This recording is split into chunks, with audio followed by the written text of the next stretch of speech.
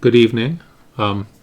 This is another video on this RC conversion of a 35th scale tank. It's a Trumpeter model TI 67 tank, and the main thing that I discovered is that I can use the hang long electronics for a 16th scale tank, which is full featured and yet pretty inexpensive, about $25 for their electronic unit that pretty much has all the functions of the tank. You take the board out of the case and it fits in a 35th scale tank.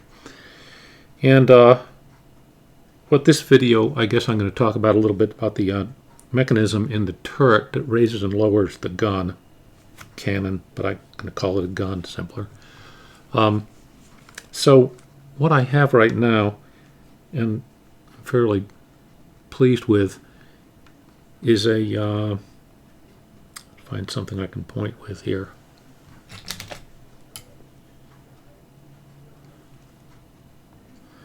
It's a pulley system. The trick with the gun is to make it move slowly enough up and down. So it's a real simple system. If I can show it. But what we have right in here is just the end of a tube, and the tube is kind of press fit into the bore of the gun, of the cannon. And when I pull down on the tube, it raises the gun, and when I lower it, let's see here, when I relax or unwind the thread, the cannon just drops. So basically, there's a pulley here. This is just a little piece of, I cut a little section out of a paper clip and super glued it to a little piece of 3D printed plastic, which mounts over the motor shaft. So when the motor turns, it takes up pulls on the thread and raises and lowers the gun. That's lower, and this weighs, it's raising the gun. So I'm basically just, this is a light press fit over the motor shaft, so I can just rotate this and it takes up the thread. The thread goes underneath the floor of the turret, and it comes up and hooks onto the end of the tube that's stuck into the cannon, and it pulls down and therefore raises the gun. Simple as that.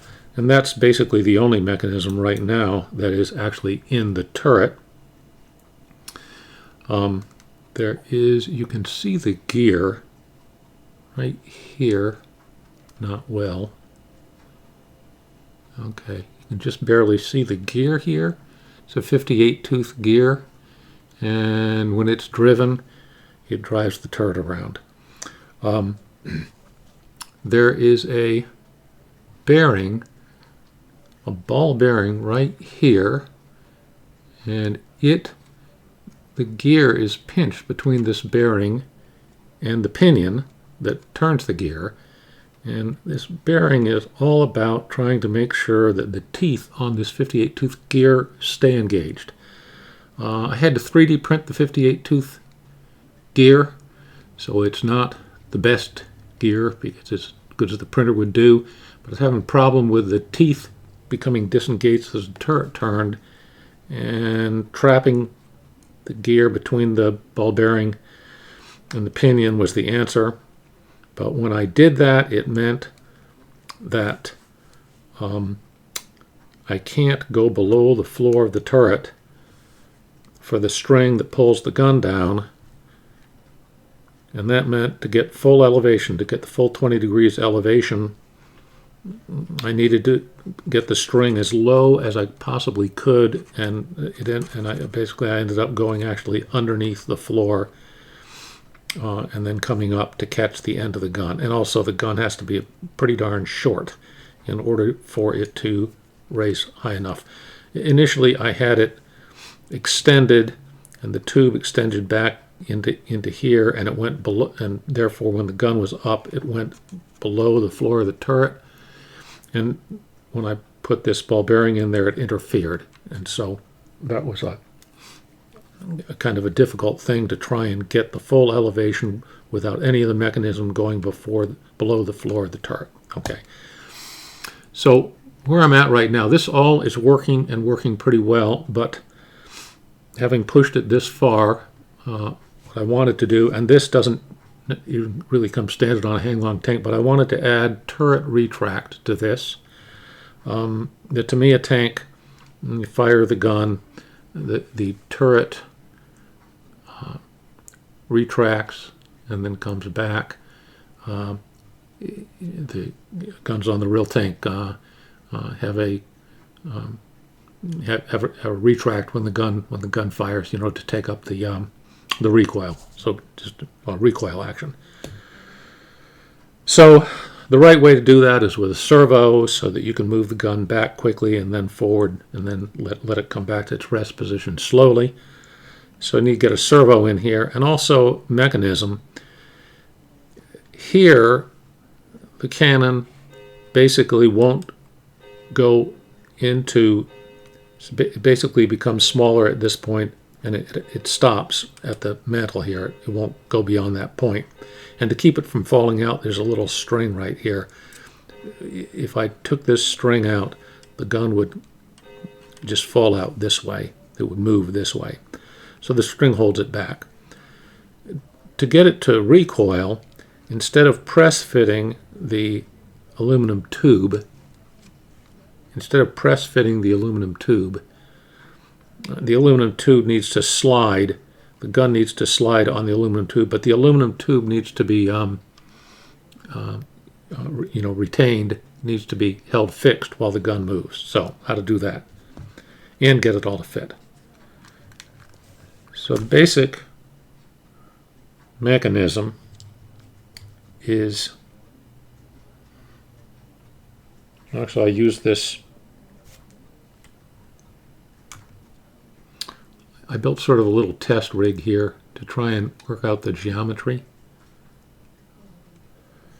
So here's the string to pull the gun up and down for gun elevation.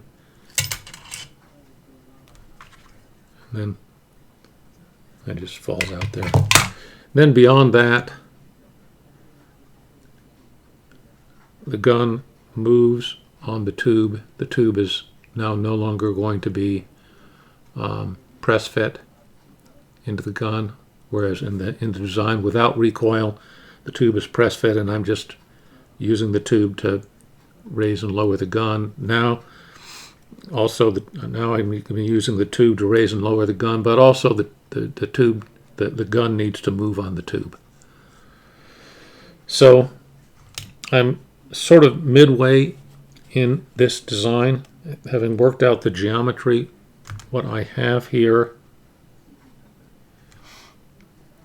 this is the first design that will encompass the retract mechanism. And what I've done is I've taken the existing design. You can see they're basically the same. And I've just cobbled up and used a Dremel tool to open things up to a point where, okay, I'm going to set the tank out of the way and just talk about this now, where I can fit a link. So basically the whole thing now is, the design basically is captured by just looking at this much. So this little link here, drilled a hole through the side of the link and through the aluminum tube. So this is actually going to be, it is pinned. Here it's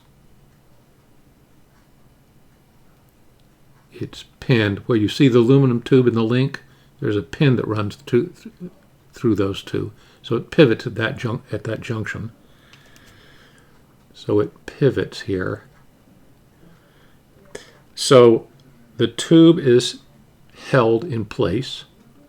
When the gun is in a particular elevation, the tube is held, and I'll move the gun with a servo forward and back. And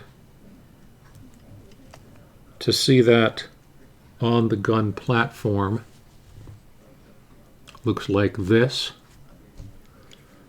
So what you may not see, there is a 0.010 of an inch wire right here running through the servo, and it runs, well, you can see it there pretty well, runs all the way out, and it is super glued to the end of the gun right here, so that as the servo moves, I don't want to force the servo to move, but basically when the servo moves back and forth, this wire pulls on the gun and moves it along the aluminum tube. And I've got it marked here. It will move from this red mark to this red mark. So when this servo is in final configuration, its rest position will be with the gun fully out. Right here, it's kind of at a midway position. It's basically just testing total range of motion. This would be complete, except in the area of the gun, I've got all kinds of things that bind and catch. A lot of this plastic needs to be cut away. I need the gun as free to, I need it, pretty much the only place I want it to touch the plastic part of the gun is just around here, just enough to hold the gun. So these side walls, I want to cut that away. I want more space for this link to move. But the retract functions good, and the elevation on this prototype, and the elevation works well within a narrow range. But I'm going to need to reprint the gun. I'm calling this the gun platform. I'm going to need a fresh print on the gun platform with some minor changes in this area to get everything for the elevation to have full range of motion and regain my 20 degrees of elevation up and 10 degrees of elevation down.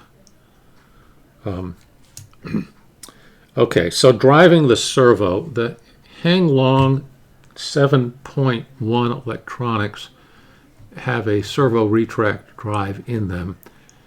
So if I simply brought those wires into the turret, they would drive the servo and I would have a working retract. The 7.1 electronics are quite expensive. They're $90 versus $25.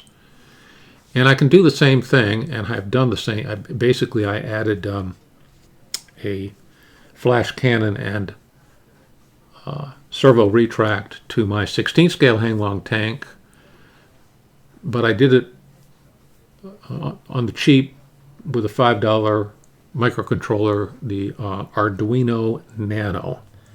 So the Arduino Nano, I've already written the micro little couple of line software program that it's really easy to find on the internet how to write such a program, and also how to wire up the servo on the Arduino. So basically, I'd bring wiring into the turret to power the Arduino, and now the wires that come in to flash the cannon would go to the input on the Arduino to signal the Arduino to do whatever I program it to do, which will be to flash the light and drive the servo. The Arduino Nano is this big,